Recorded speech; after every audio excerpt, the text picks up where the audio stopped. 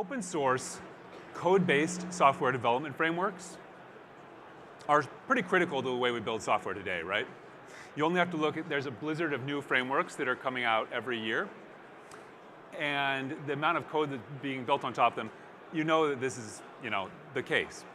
So for example, on web, we have Rails and Node and Spring, and mobile, you have Android, and to some degree, iOS. And in fact, every major software platform, like web and like mobile, requires an open source code-based development framework. And the reasons for this are pretty clear. First of all, you want a framework because there's a lot of standard work that you don't want to repeat. And you want it to be open source and code-based because when you're building something that your company depends on, you don't want to hit a limitation based on the framework or any assumptions built into the framework that don't work for you. On top of that, a lot of organizations want to use open source because they don't want vendor lock-in. Maybe a vendor goes out of business.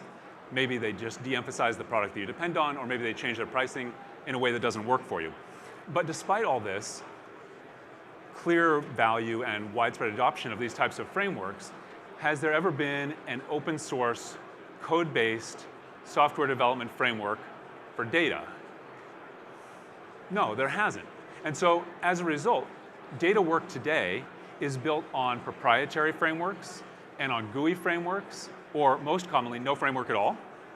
So it lacks standardization and it's hard to reuse. On top of that, the lack of standardization means that collaboration around data is very difficult. Even when you're looking within a single organization, and when you consider across organizations, it's very difficult. So, whereas other areas of software development over the last couple decades have seen great benefit from open collaboration, data has been largely siloed and hasn't yet had that opportunity. There are other problems with not having an open standard framework for working with data. For example, most data work lacks automated tests and is difficult to deploy. And the result of that is errors reach our users too frequently. And when that happens, those errors take too long to correct. So when you think about your data, do you have these sort of issues? And most people do. And when you think about how crucial reliable data is to your business, it's kind of hard to believe that we carry on this way, but we do because there's never been a proper open source code-based development framework for data before. Until now, because I'm very proud to announce two things. One, Mortar, an open source code-based software development framework for working with data, and also public availability of our service, which is the first in the world to host and execute Mortar projects as a service. And it's backed by Hadoop on top of Elastic MapReduce, and it's available exclusively on AWS. So here's what people are saying about Mortar. John Coveney of Twitter says, Mortar takes something complex and makes it simple and intuitive. Now the fact that we're taking Hadoop and making it simple is pretty significant, because as you may know, Hadoop is usually anything but intuitive, right? Usually you have to start by answering a barrage of questions about what is a very complex and rapidly changing technology. And just this step alone can take you weeks. And then you get to deploy and install and maintain the software, and then you're looking at more weeks. And then it's time to learn and use Hadoop. And that takes even more weeks. So many of you know who Alan Gates is.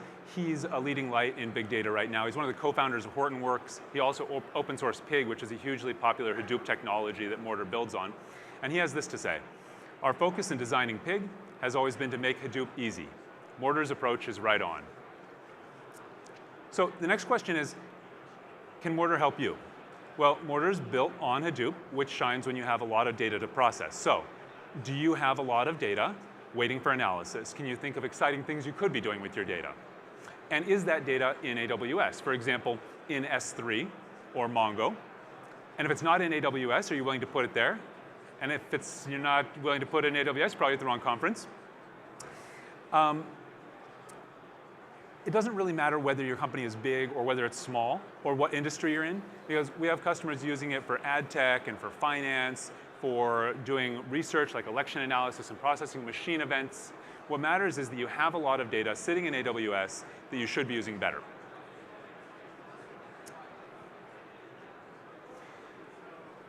I quickly mentioned Mongo. Dwight Merriman, who founded 10gen and who is the maker of MongoDB, he also founded a number of other companies you may have heard of, has this to say about Mortar.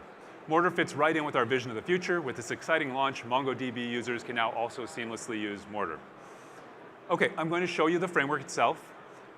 Mortar is by and for engineers and data scientists. So if you're not technical, you may not follow 100% of what I'm about to say, but that doesn't matter. It's not necessary to understand everything in order to basically follow along.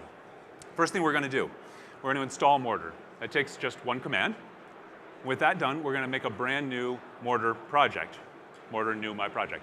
Now I'm going to pop open a code editor and show you that what we've got is a well-organized skeleton project that is in fact ready to run on a Hadoop cluster. But rather than show you how to build up a project from the very beginning, I'm going to show you something more exciting, which is how to start with somebody else's code, so collaboration. And since Mortar projects are self-contained and code-based, you can use any code sharing mechanism you want, including Git, could be anything else. That's all it takes to get a ready-to-run Mortar project. And in fact, we can run it in just one more command. That's it. We just deployed code to the web, to our service. And that's how easy deploy is, and that's how easy it is to start collaborating on somebody else's work. Meanwhile, the service itself is spinning up a private Hadoop cluster. It's executing that code. It's reading from where your data sits in AWS, processing it, and then writing it back somewhere else in AWS. Now, if you want to extend that code that you're collaborating on, since Mortar projects have a standard structure, you know right where to go to make your changes. And since, as I mentioned, it's built on top of Apache Pig, the learning curve for writing code on top of Hadoop is very low.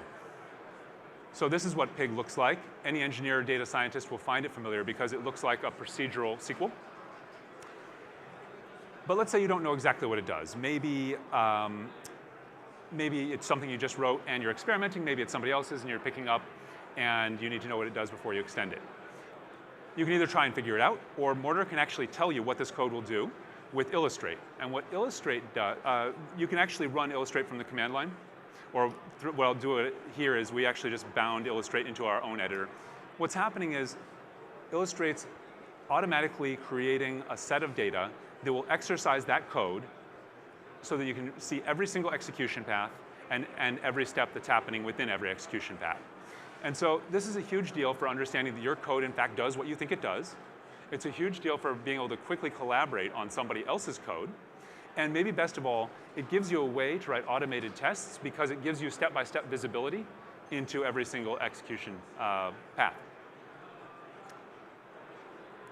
With big data volumes exploding and the interesting things you could do with data exploding, a lot of people have a hard time finding the right staff because there are very few people that understand big data and the technologies that are necessary to use it at scale, like Hadoop.